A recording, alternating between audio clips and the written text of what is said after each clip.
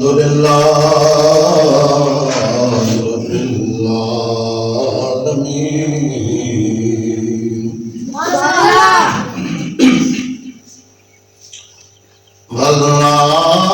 والعاقبة للمتقين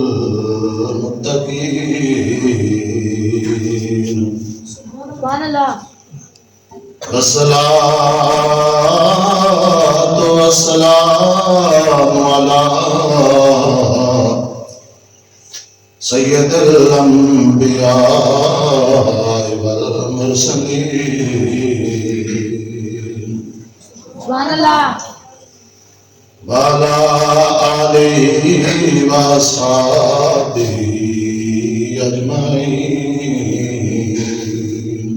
سبحان اللہ اما بعد فاعوذ باللہ من الشیطان الرجیم سبحان اللہ بسم اللہ الرحمن الرحیم سبحان الذی اسری بعبدہ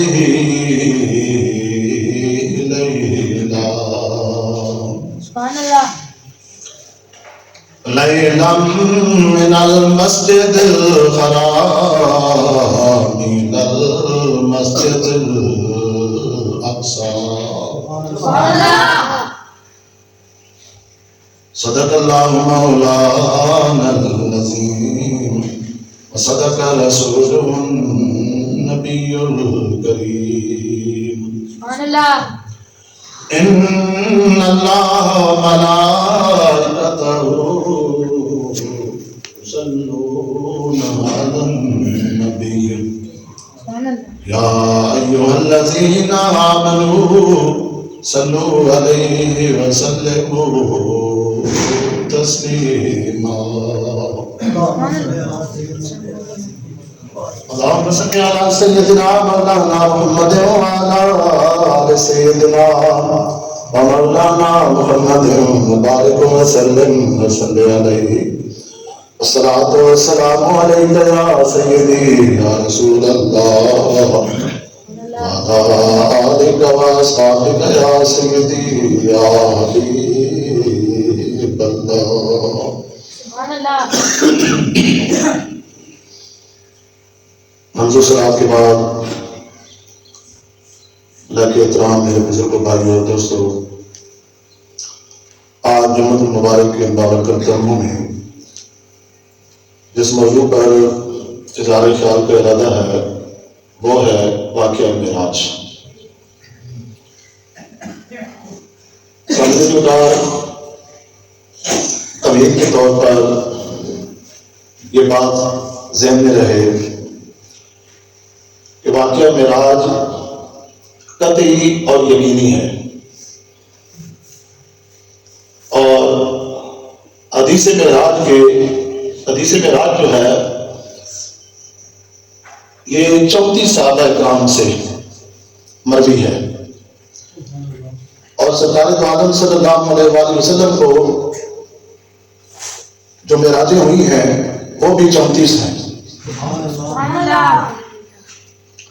حدیث معراج کے راوی بھی 34 صحابہ کرام ہیں، اور حضور کو جو معراجیں ہوئی ہیں، ادھر رکھو بھائی، توجہ ادھر رکھو، میرے کو دیکھو، حضور کو جو معراجیں ہوئی ہیں وہ بھی کتنی ہیں؟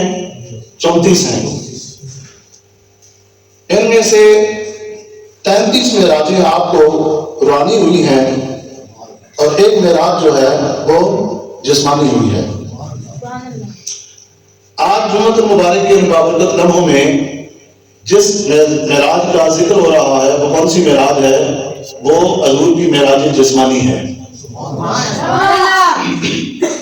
اس کا ذکر کرتے ہوئے رب ذوالجلال اپنی نارائب کتاب قرآن مجید کے اندر ارشاد فرماتے ہیں کہ سبحان الذی اسری بعبدہ لیلا، پاک ہے وہ ذات جس نے سیر کرائی اپنے بندہ خاص کو مسجد حرام سے مسجد اقصی تک، رات کے تھوڑے سے حصے میں۔ حضرات کی یہ بات ذہن میں رکھیں کہ ایک ہوتی ہے سیر، اور ایک ہوتا ہے سفر. سفر کرنے سے انسان تھک جاتا ہے اور سیر کرنے سے انسان تھکتا نہیں ہے. کبھی سوچا ہے آپ نے کہ اس کی وجہ کیا ہے؟ سفر تھوڑا بھی کرے انسان تو تھک جاتا ہے، سیر لمبی بھی کرے تو تھکتا نہیں ہے. اس کی وجہ کیا ہے؟ اس کی وجہ یہ ہے کہ سفر جو کیا جاتا ہے وہ مجبوراً کیا جاتا ہے، اور سیر جو کی جاتی ہے یہ اپنی مرضی سے اور اپنی خواہش سے کی جاتی ہے. اس لیے سیر میں انسان تھکتا نہیں اور سفر میں انسان تھک جاتا ہے. پھر ایک ہماری سیرگاہیں ہیں. ہم سیر کے لیے یہاں سے نواز شریف پارک چلے جائیں گے، لیاقت پارک چلے جائیں گے، پنڈی کی ایوب پارک کے اندر چلے جائیں گے، دامن ایکو، فیصل مسجد، شکرپڑیاں، یہ سیرگاہیں ہیں ہمارے علاقے کی، وہاں چلے جائیں گے. لیکن یاد رکھیں ایک ہماری سیرگاہیں ہیں اور ایک ہمارے محبوب آقا صلی اللہ علیہ وسلم کی سیرگاہیں ہیں. ہماری سیرگاہیں یہ ہیں، اپنے علاقے کی چند سیرگاہوں کا میں نے نام لیا آپ کے سامنے، لیکن ہمارے محبوب آقا کی سیرگاہیں ذرا دیکھیں کون سی ہیں. ایک مسجد حرام ہے اور دوسری مسجد اقصیٰ ہے. کہاں سے کہاں تک آپ نے سیر کی؟ معراج کا جو پہلا حصہ ہے اسے کیا کہتے ہیں؟ اسے اسرا کہتے ہیں. یہاں پر میں آپ کو یہ بھی بتاتا چلوں کہ حضور علیہ الصلوۃ والسلام کو جو معراج ہوا ہے، نہ تو یہ کوئی خواب کا واقعہ تھا اور نہ ہی یہ روحانی پرواز تھی. جیسا کہ اس امت کے اکثر اولیاء کرام کو روحانی جو ہیں وہ پروازیں اور معراجیں نصیب ہوئی ہیں. اس کی صورت یہ ہوتی تھی اور ہوتی ہے کہ اللہ کا کوئی ولی جو ہے وہ مراقبے کے عالم میں اس کا جسم زمین پر رہتا ہے، لیکن روحانی طور پر وہ پرواز کرتے ہوئے عرش تک پہنچ جاتے ہیں. جیسا کہ صاحب نبراس نے حضرت ابو الحسن رفاعی رحمۃ اللہ تعالی علیہ کے بارے میں لکھا ہے. آپ یاد رکھیں کہ اس امت کے جلیل القدر ولی اور قطب الاقطاب وہ گزرے ہیں. آپ کے بارے میں آتا ہے کہ ایک دفعہ آپ کے دل کے اندر یہ خیال پیدا ہوا، آپ کے دل کے اندر ایک مرتبہ یہ خیال پیدا ہوا کہ ذرا روحانی پرواز کرتے ہوئے اس مقام کو جا کر دیکھوں کہ جس مقام تک معراج کی رات میرے محبوب آقا صلی اللہ علیہ وسلم کی قدم مبارک پہنچے ہیں. مراقبے کی حالت میں آپ زمین پر بیٹھے، جسم آپ کا زمین پر رہا اور روحانی پرواز کرتے ہوئے آپ عرش سے بھی آگے نکل گئے.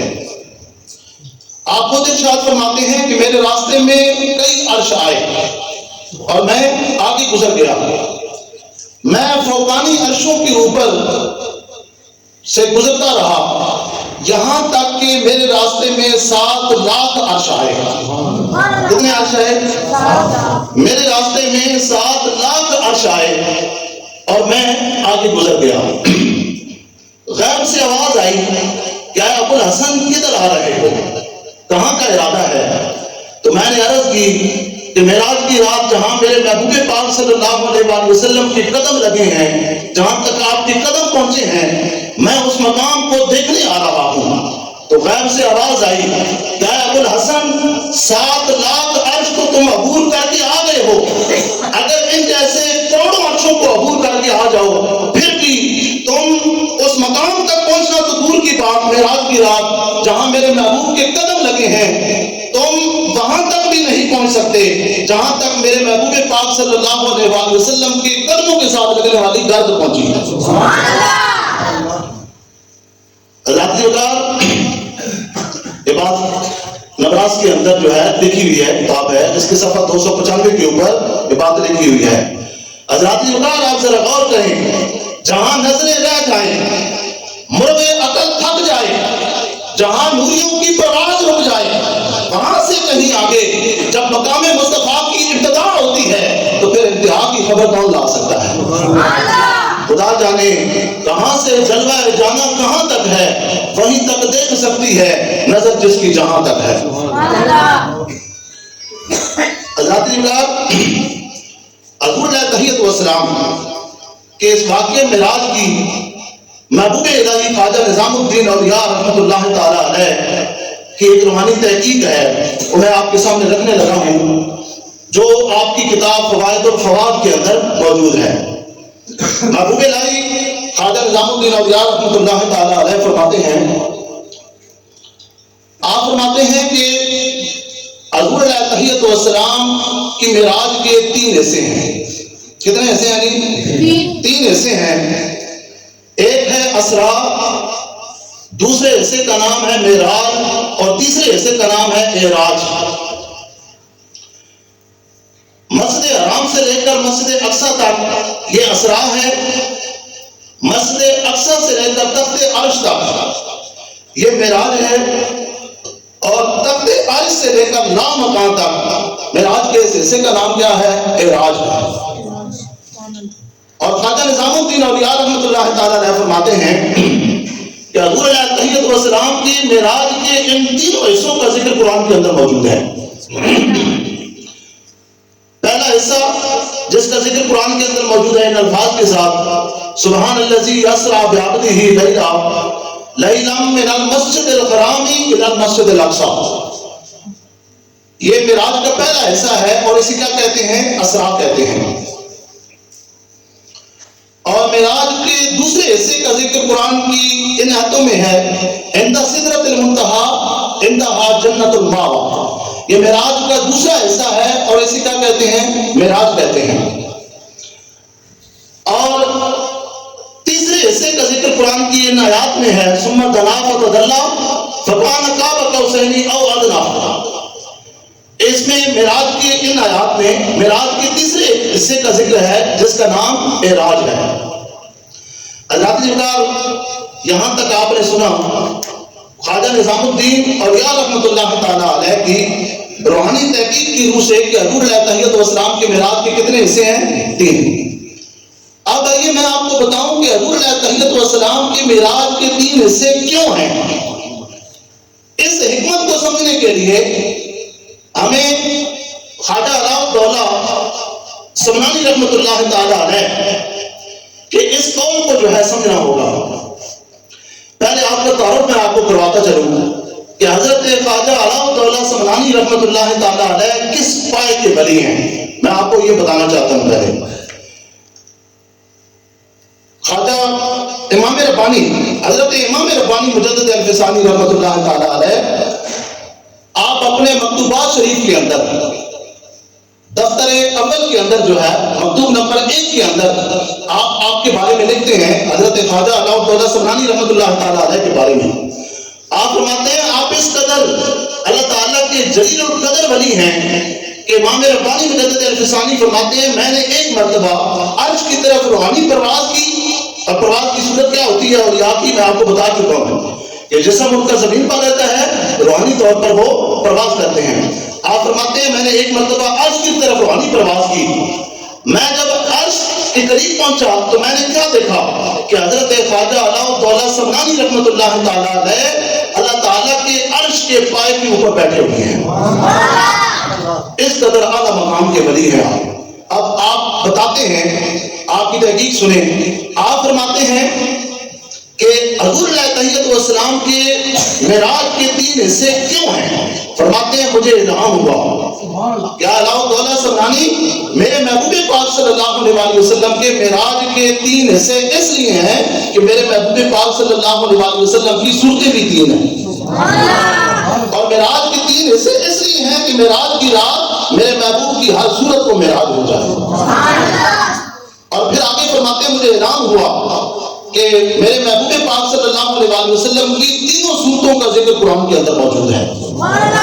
حضور کی بے مثال صورت بشری کا ذکر قرآن کی اس آیت میں قُلْ إِنَّمَا أَنَا بَشَرٌ مِثْلُكُمْ، اس کے اندر ہے۔ آپ کی صورت ملکی اور صورت نوری کا ذکر قرآن کی اس آیت میں قَدْ جَاءَكُم مِّنَ اللَّهِ نُورٌ وَكِتَابٌ مُبِينٌ، اور حضور علیہ تحیۃ والسلام کی صورت حقیق کا ذکر قرآن کی اس آیت میں قل جاء الحق وزهق الباطل ان الباطل کان زهوقا، اور دوسری آیت ہے صورت حقیق کے حوالے سے قد جاءکم الحق۔ حضرات جلال، جس طرح حضور کی معراج کے 3 حصے ہیں، اسی طرح حضور علیہ تحیۃ والسلام کی صورتیں بھی 3 ہیں۔ تینوں صورتوں کے نام کیا ہیں؟ صورت بشری، صورت نوری اور صورت حقیق۔ اور معراج کی رات حضور کی ان تینوں صورتوں کو رب الجلال نے معراج کروایا ہے۔ حضرات جلال، یہ ابتدائی باتیں تھیں جو آپ نے سنی۔ اب آئیے سلسلہ گفتگو کو جوڑتے ہیں اس بیان کے ساتھ جہاں تک آپ نے پچھلے جمعے کا بیان سنا ہے۔ جب رجب کی 27ویں رات آئی تو رب الجلال نے فرمایا اے جبرائیل امین عرض کرتے ہیں جی رب جلیل کیا حکم ہے؟ تو رب الجلال نے فرمایا کہ اے جبرائیل آج رجب کی 27ویں رات ہے، جاؤ فرشتوں کا 70,000 کا جلوس لے کر جاؤ۔ کتنا؟ 70,000 فرشتوں کا جلوس لے کر جاؤ اور میرے محبوب پاک صلی اللہ علیہ وآلہ وسلم کو میرے پاس لے آؤ۔ حضرات یاد رکھیں کہ جو کام ہم میلاد میں کرتے ہیں نا، وہی کام رب الجلال نے معراج کی رات کیا ہے۔ ہم میلاد کے دن گلیاں سجاتے ہیں، رب الجلال نے معراج کی رات اپنے عرش کو اور جنت کو سجایا ہے۔ ہم میلاد کی رات جلوس نکالتے ہیں اور رب الجلال نے معراج کی رات فرشتوں کے ذریعے جلوس نکالا ہے۔ ہم حضور کا میلاد مناتے ہیں، اس میں علماء کرام کو بلاتے ہیں، وہ حضور علیہ تحیۃ والسلام کی عظمت و شان، مرتبہ اور مقام بیان کرتے ہیں۔ رب الجلال نے معراج کی رات، معراج کا جلسہ مسجد اقصی کے اندر منعقد کیا اور اس محفل کے اندر 1,24,000 انبیاء کو بلایا۔ ہم علماء کو بلاتے ہیں، رب الجلال نے انبیاء کو بلایا ہے اور مسجد اقصی کے اندر اپنے محبوب پاک صلی اللہ علیہ وسلم کی شان میں 1,24,000 انبیاء سے تقریریں کروائیں۔ حضرات جلال، گزشتہ انبیاء سابقین نے معراج کی رات مسجد اقصی کے اندر اپنے اپنے انداز میں، اپنے اپنے الفاظ میں حضور علیہ تحیۃ والسلام کی عظمت و شان کو، مرتبے اور مقام کو بیان کیا ہے۔ تو رجب کی 27ویں رات کو رب الجلال نے جبرائیل امین کو حکم دیا کہ اے جبرائیل دار دنیا کی طرف نازل ہو کر حجاز مقدس کی سرزمین پر جاؤ، کوہ ہرا کی چوٹیوں سے گزر کر شہر مکہ میں داخل ہو جاؤ۔ وہاں بنو ہاشم کی ایک گھاٹی ہے، اس گھاٹی میں ایک محلہ ہے، اس محلے میں ایک گھر ہے اور اس گھر میں ایک یتیم مدثر کی چادر میں اپنے حسن و جمال کو چھپا کر لیٹا ہوا ہے۔ یا جبرائیل قبل قدمہ، جبرائیل جا کر اپنے کافوری لبوں سے میرے محبوب پاک صلی اللہ علیہ وسلم کے نورانی قدموں کے تلووں پر بوسے دے۔ اور جب محبوب کی آنکھ کھلے تو پھر کہہ دینا ان اللہ جل جلالہ یقریئک السلام وہو یدعوک، بے شک ہے محبوب خدا اللہ تعالیٰ آپ کو سلام کہتا ہے اور وہ آپ کو بلاتا ہے، آپ کے دیدار کا مشتاق ہے۔ حضرات جبرائیل امین آتے ہیں اور جبرائیل امین آ کر اللہ تبارک و تعالیٰ کا حضور علیہ تحیۃ والسلام کو سلام و پیغام پہنچاتے ہیں، اور سلام و پیغام پہنچانے کے بعد حضور علیہ تحیۃ والسلام تیاری فرماتے ہیں، آب کوثر سے وضو اور غسل فرماتے ہیں، نورانی لباس زیب تن فرماتے ہیں، نورانی امامہ زیب سر فرماتے ہیں اور خانہ کعبے کا جا کر طواف کرتے ہیں۔ طواف کرنے کے بعد تھوڑی دیر حتیم میں آ کر استراحت فرماتے ہیں اور پھر فرشتوں کی ایک جماعت آتی ہے اور آپ کا شق صدر کیا جاتا ہے، آپ کا سینہ مبارک چاک کیا گیا۔ حضور علیہ تحیۃ والسلام کے دل مبارک کو سینے سے جبرائیل امین باہر نکالتے ہیں، باہر نکالنے کے بعد آب زمزم سے دھویا جاتا ہے آپ کا قلب مبارک، اور جب آپ کے دل مبارک کو باہر نکالا گیا، دھویا گیا، تو جبرائیل امین پکار اٹھے کہ قلب سدید فیہ عینان تبصران واذنان تسمعان، ارے اس دل کے اندر تو 2 آنکھیں ہیں اور 2 کان ہیں، 2 آنکھیں ہیں جو دیکھتی ہیں اور جو 2 کان ہیں جو سنتے ہیں۔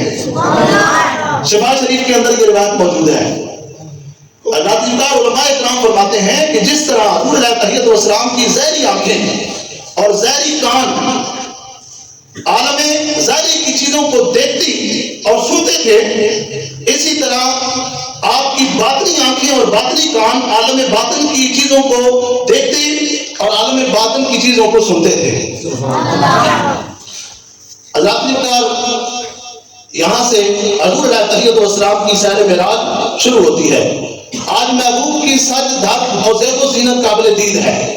توجہ رکھیے گا، حضور دلہا بنے ہوئے ہیں، 70,000 فرشتوں کا جرمٹ ہے، 70,000 فرشتے آگے پیچھے اور دائیں بائیں جمع ہیں، اور حضور علیہ تحیت والسلام جو ہے تیاری فرماتے ہیں، یہاں سے آپ کی معراج کا آغاز ہوتا ہے۔ حضور دلہا بنے ہوئے ہیں، نورانی قندیلوں سے منظرنامہ کچھ اس طرح کا ہے کہ نورانی قندیلوں سے بدحائے مکہ جگمگا اٹھا ہے، نورانی چادر آپ کے دوش اقدس پر ہے، نورانی چادر آپ کے باری بٹھا دو بھائی، یا پیچھے بٹھا دو، ہاں ادھر بھائی توجہ ادھر کوئی ادھر توجہ ادھر درود پاک پڑھو۔ حضرات حضور علیہ تحیت والسلام دلہا بنے ہوئے ہیں، نورانی چادر آپ کے دوش اقدس کے اوپر ہے، اور نورانی لباس آپ نے زیب تن فرمایا ہوا ہے، نورانی امامہ زیب سر ہے، اور یاقوتی پٹکا آپ کی کمر میں ہے، زمرد کا چابک آپ کے ہاتھ میں ہے، براق برق رفتار پر آپ سوار ہیں، اور بطوخا کا چہرہ ہے، واللیل کا سہرہ ہے، اور واللیل کی زلفیں ہیں، والسلام کا سہرہ ہے، یا یوحل مزمل کی چادر ہے، یا یوحل مزمل کی کملی ہے، یا یوحل مدثر کی چادر ہے، یاسین کے دانت ہیں، طٰہٰ کی آنکھیں ہیں، ما زاغا کا سرما ہے، وما ینطق کی زبان ہے، لام روکا کی جان ہے، لب لالی ہیں، خط مشکین ہیں، زلفیں عنبری ہیں اور آنکھیں نرگسی ہیں۔ اللہ اللہ ہر سو تقدیس شان حرم ہے، ہر دم بہارے رنگے علم ہے، اشجار جھوم رہے ہیں، اقدار قدم چوم رہے ہیں، انوار گرد گھوم رہے ہیں، فرش پہ ذوق سجود ہے اور عرش پر شوق درود ہے۔ اللہ تعالیٰ بتا حضور علیہ تحیت والسلام کی یہاں پر سیر جو ہے وہ شروع ہوتی ہے، اور سرکار دو عالم صلی اللہ علیہ وسلم جس براق برق رفتار پر سوار ہیں اس کے بارے میں آپ خود ارشاد فرماتے ہیں، اس کے بارے میں آپ خود ارشاد فرماتے ہیں کہ جس براق کے اوپر میں سوار ہوا اس کا ہر قدم حد نظر پر پڑتا تھا، یعنی جہاں تک انسان کی نظر پہنچتی ہے اس کا ہر قدم وہاں تک پہنچتا تھا، ہر قدم تا حد نظر جو ہے وہ براق رکھتا تھا۔ اللہ کی اوتار آپ غور کریں کہ یہ رفتار جو ہے یہ بجلی کی رفتار ہے، یہ رفتار بجلی کی ہے۔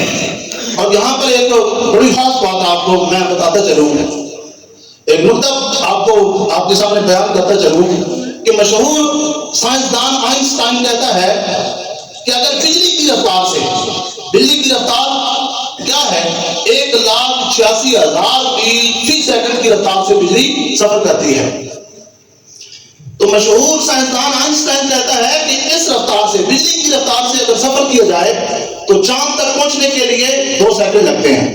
کتنے لگتے ہیں؟ 2 سیکنڈ لگتے ہیں۔ اور اس بجلی کی رفتار سے اگر زمین سے سفر کیا جائے سورج تک کا تو 8 منٹ لگتے ہیں۔ کتنے منٹ لگتے ہیں؟ 8 منٹ لگتے ہیں بجلی کی رفتار سے اگر سفر کیا جائے۔ اور حضور علیہ تحیت والسلام براق برق رفتار پر سوار ہوئے، ساری کائنات کی سیر کر کے حضور واپس آ گئے، پھر بھی ابھی صبح ہونے میں 4 گھنٹے باقی تھے۔ صبح ہونے میں کتنا ٹائم باقی تھا؟ 4 گھنٹے باقی تھے۔ حضرات حضور علیہ تحیت والسلام نے اس تیزی سے جو ہے سفر فرمایا۔ مجھے آپ یہاں پر رک کر میں آپ سے پوچھتا ہوں، مجھے بتائیے کہ ہم اگر موٹر سائیکل پر سفر کر رہے ہوں، 120 کی رفتار سے ہم جا رہے ہوں، تو ہمیں دائیں بائیں کچھ نظر آتا ہے؟ دیکھ سکتے ہیں نہیں، پوری توجہ نظر آگے کی طرف ہی رہے گی، اتنی سپیڈ سے آدمی جا رہا ہو تو دائیں بائیں ہم نہیں دیکھتے، بلکہ بعض دفعہ تو سامنے بھی نہیں دیکھتے، ٹھا کر کے مارتے ہیں، ہوتا ہے کہ نہیں، حادثے ہو جاتے ہیں نا، ایکسیڈنٹ ہو جاتے ہیں تیز رفتاری کے پاس۔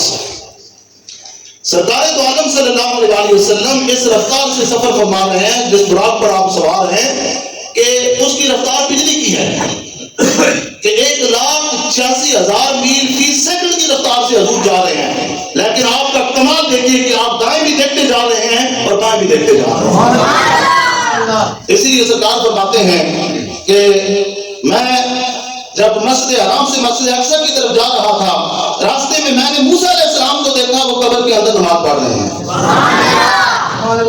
ہمیں تو زمین کے اوپر کچھ نظر نہیں آتا نا، سرکار 1,86,000 میل فی سیکنڈ کی رفتار سے اس برق رفتاری کے عالم میں جا رہے ہیں، لیکن زمین کے اوپر کی کیا چیز، زمین کے نیچے قبر کے اندر فرماتے ہیں میں نے دیکھا موسیٰ علیہ السلام نماز پڑھ رہے ہیں۔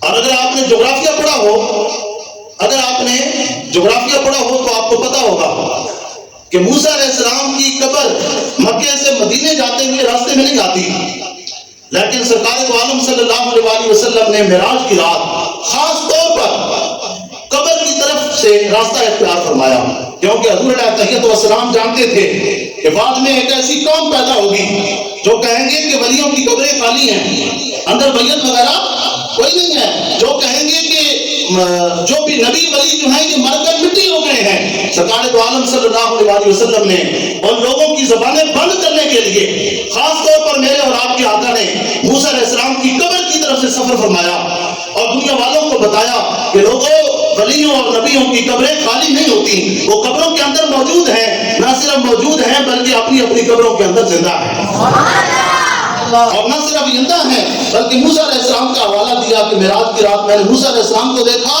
وہ اپنی قبر کے اندر نماز پڑھ رہے تھے۔ یہ جواب ہے حضور علیہ الصلوۃ والسلام کا یہ فرمانا ان لوگوں کو جو کہتے ہیں کہ نبی مر کر مٹی ہو گئے ہیں۔ ظالموں، حضور کی حدیث ہے، سرکار فرماتے ہیں رب ذوالجلال نے زمین پر نبیوں کی جسموں کو کھانا حرام قرار دے دیا ہے۔ ہمارا عقیدہ اور ایمان ہے اہل سنت کا کہ نبی جو ہیں اپنی قبروں کے اندر زندہ ہیں، صحیح سلامت ہیں، اور موسیٰ علیہ السلام کا واقعہ آپ کے سامنے ہے کہ سرکار فرماتے ہیں میں نے اپنی آنکھوں سے دیکھا موسیٰ علیہ السلام اپنی قبر کے اندر نماز پڑھ رہے تھے۔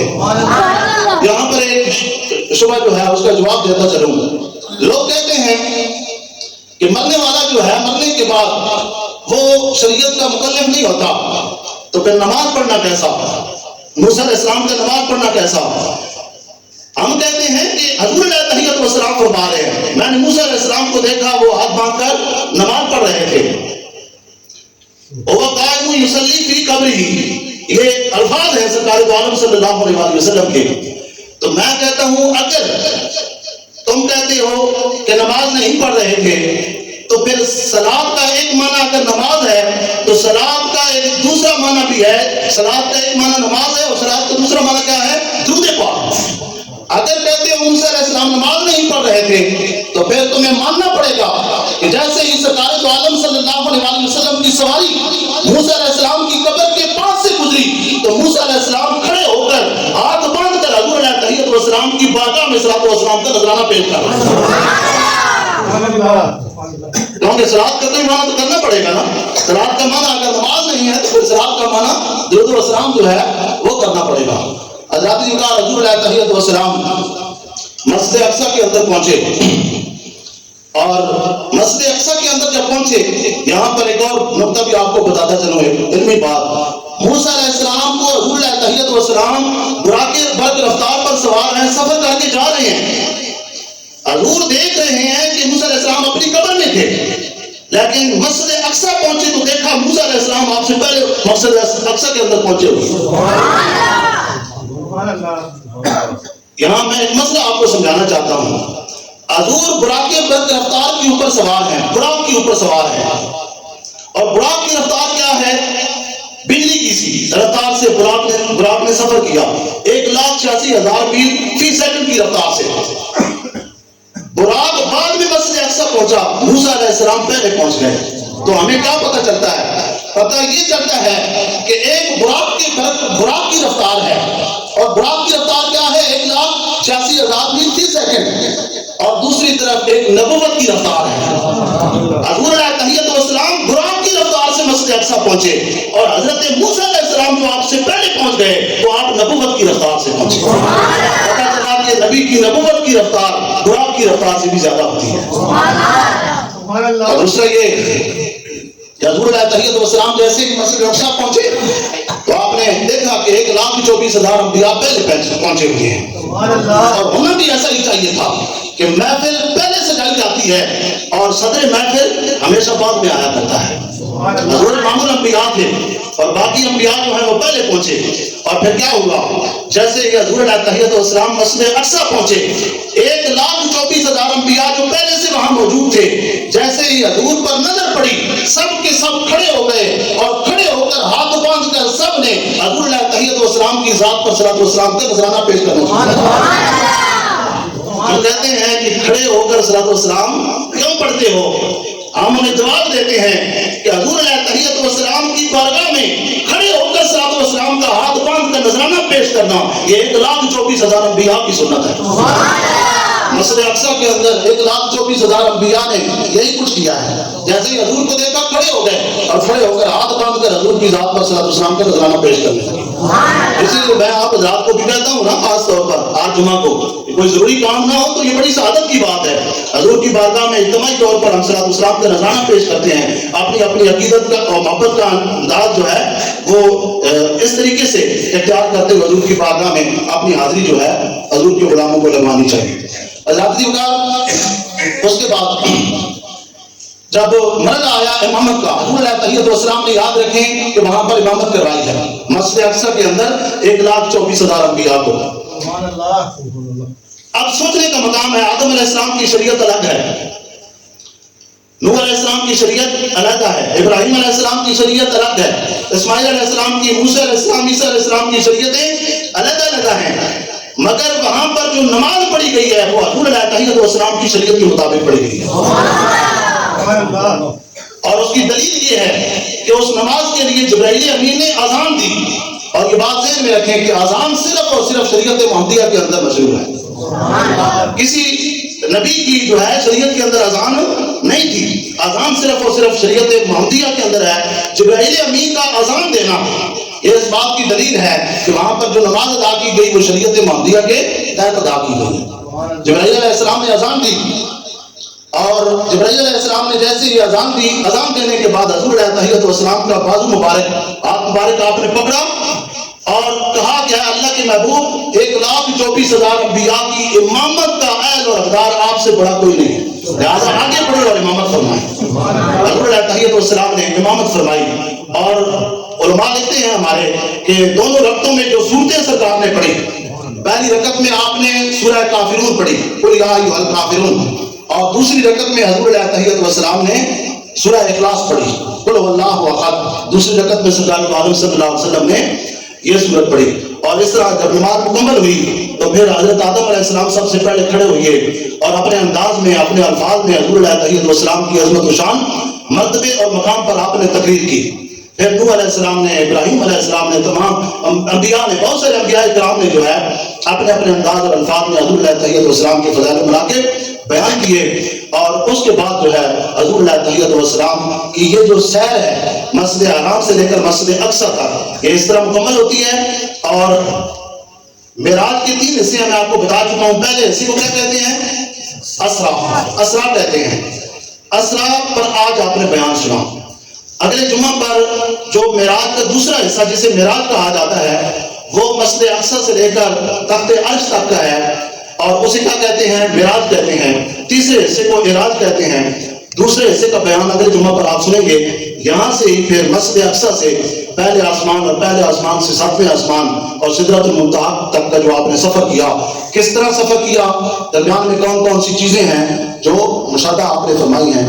तो इसलिए दोस्तों तमाम उलमा मुस्तफ़ा से मेरी पुरज़ोर अपील है, हजूर अलैहिस्सलाम की अज़मत व शान, मर्तबे और मकाम पर मबनी बयान का जो सिलसिला है वाक़या मेराज के हवाले से तमाम उलमा मुस्तफ़ा से मेरी पुरज़ोर अपील है कि जल्दी तशरीफ लाया करें ताकि शुरू से लेकर आखिर तक सारा बयान सुनने की सादत नसीब हो। और दूसरा नमाज के हवाले से जितने हज़रात बैठे हैं میں آپ سے گزارش کروں گا اور زور اپیل کروں گا کہ دوستوں نمازیں پڑھ دیں. زندگی کا کوئی پتہ نہیں ہے. ظاہر سے آپ دیکھتے ہیں نا، ایک بندہ جاتا ہے اور بعد میں خبر آتی ہے کہ اس کی دل کی دھڑکن بند ہو گئی ہے، تو ہارٹ اٹیک ہو گیا اور بندہ مر جاتا ہے. زندگی کا کوئی پتہ نہیں ہے. ہمارے دنیا میں آنے کا مقصد جو ہے اللہ تبارک و تعالیٰ کی عبادت ہے، اور اس مقصد کا پتہ ہمیں قرآن سے چلا. وما خلقت الجن والانس الا ليعبدون، یہ قرآن پاک کی آیت گواہ ہے. 700 مرتبہ رب الجلال نے قرآن کے اندر نماز کا حکم دیا.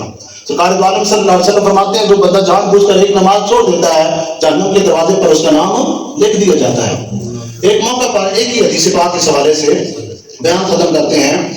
حضور فرماتے ہیں کہ اے میرے صحابہ، اللہ سے دعا مانگا کرو کہ اللہ تعالیٰ تمہیں بدبخت اور محروم نہ رہنے دے.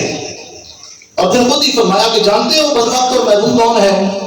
تو صحابہ نے عرض کی، صحابہ کا انداز تھا ہر بات حضور علیہ السلام کی طرف بھیج دیتے تھے، اللہ اور اس کے رسول کی طرف. تو فرمایا کہ اللہ اور اس کا رسول بہتر جانتا ہے. حضور علیہ السلام نے فرمایا سنو، تم میں جو بھی شخص نماز نہیں پڑھتا، جان بوجھ کر جو بندہ نماز چھوڑ دیتا ہے، آپ نے فرمایا وہ بدبخت اور محروم ہے، اور اسلام کے اندر اس کا کوئی حصہ نہیں ہے.